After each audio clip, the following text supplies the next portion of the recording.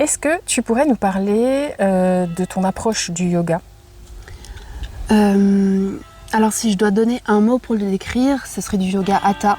C'est vraiment ma formation de base. Mais seulement j'y ai mis vraiment ma couleur.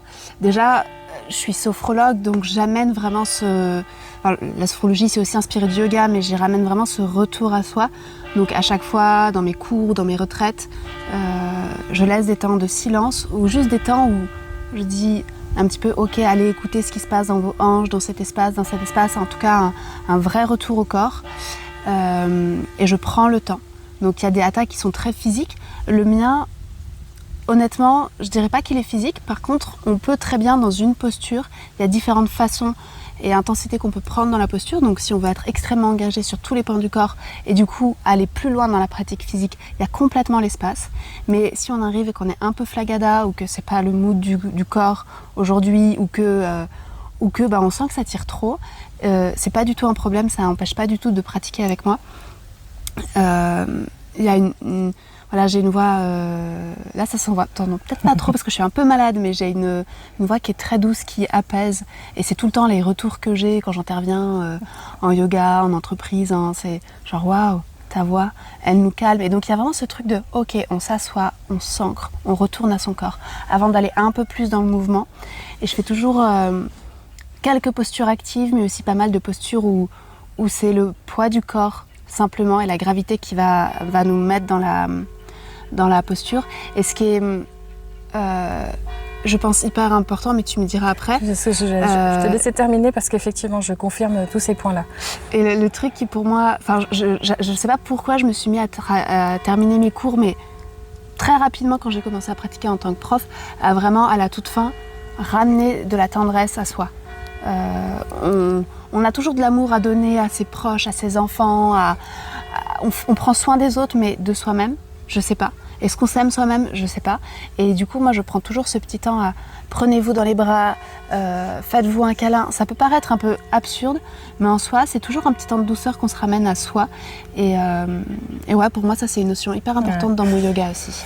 Alors je confirme sur l'aspect ta voix hyper douce qui emporte tout de suite dans un mouvement. On se pose avec ta voix et on se laisse porter par ta voix dans ce mouvement hyper doux dont on a besoin quand on vient faire du yoga. Et c'est très... Ouais, vraiment, on se laisse emporter dans ce mouvement-là. J'ai apprécié et j'ai même adoré, parce que sinon... j'aurais pas adhéré, on n'aurait pas proposé cette retraite ensemble. Elle est aussi née de ça, de ce constat de besoin de reconnexion au corps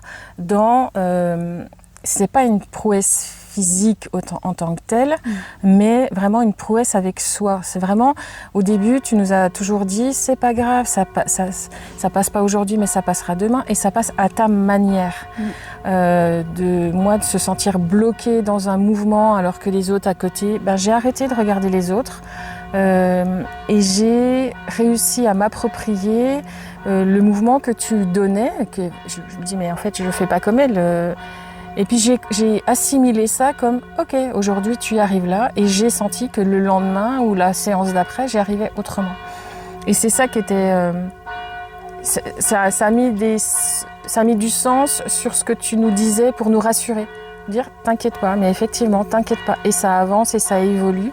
Et je trouve que ce mouvement bienveillant, en même temps que toi t'es en train de te battre avec tes limites, avec tes propres limites, en tout cas pour moi ça a été hyper riche et ça m'a clairement révélé quelque chose de mon corps et de moi aussi, et de faire ce lien-là et de le faire de cette manière-là, en douceur. C'est parce qu'à titre personnel, encore une fois, j'ai vraiment appris et progressé physiquement et dans cette voie de reconnexion à mon corps et de me le réapproprier, de l'aimer, parce que c'est pas le re-aimer, c'est vraiment l'aimer. C'est pour ça qu'on propose cette retraite ensemble, c'est parce qu'on l'a expérimenté, en tous les cas pour ma part, sur cet aspect-là, et que c'est vraiment fait dans la douceur et Et si vous avez besoin de douceur, si vous aimez la douceur, ou alors si vous êtes en quête de douceur, vous êtes au bon endroit. Merci pour ton témoignage. Ça me fait rire parce que oui, j'ai beaucoup de douceur, mais quand même, des fois, il faut y aller. Alors t'y vas, Sandrine. Mais oui, il y a quand même c'est ça qui me résonne à l'oreille. Mais pendant que tu parlais, il y avait vraiment ce... Je pense qu'un de mes mantras, c'est OK. C'est-à-dire accueillir un petit peu ce qui est là. En fait, on passe beaucoup de temps à se dire « Ah non, mais là, j'y arrive pas, ça fait trop mal, je suis trop nulle » ou à se juger plutôt qu'à d'accueillir. Et du coup, moi, je mets vraiment en place le « c'est OK ». Et quand c'est un OK qui est pénible ou quoi, on va aller travailler dessus. Et moi, j'aime bien aller travailler en profondeur. C'est pas pour rien que je fais des constellations familiales et tout ça. Mais ce qui est là, c'est là. Et plutôt que d'être en lutte contre lui, on dit OK, c'est là, on le reconnaît pour mettre de la paix avant d'aller chercher les causes et de nettoyer un petit peu tout ça.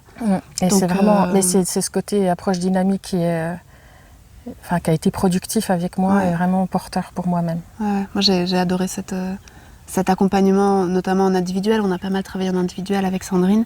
On va dire 1 à 2 fois, voire parfois 3 fois par semaine du yoga. Et c'était hyper adapté. En plus, à un moment, tu t'étais fait une entorse. Et on a continué, on a trouvé autrement. On a fait sur chaise, on a fait au sol. Et en fait, c'est hyper impressionnant et hyper riche. Aussi pour moi, en tant que prof, de voir... moi, je vois le potentiel. De toute façon à la base, mais du coup là sur les mois qui passaient, le potentiel il se réalise dans la matière et ça c'est trop chouette. Je l'ai éprouvé dans la matière justement en allant en Mongolie et pour moi aussi c'est de l'avoir vécu, d'avoir senti le changement entre le début et quand il fallait mettre en pratique pour de vrai dans la vraie vie et je mesure le progrès à ce moment-là, mais aussi le long du chemin en me disant « Ah mais attends, ça, la dernière séance, c'était pas possible, les 3 séances plus loin, ça fonctionne. » Donc ouais, merci Laure. Je leur dis, merci Laure. Merci Sandrine pour ton témoignage.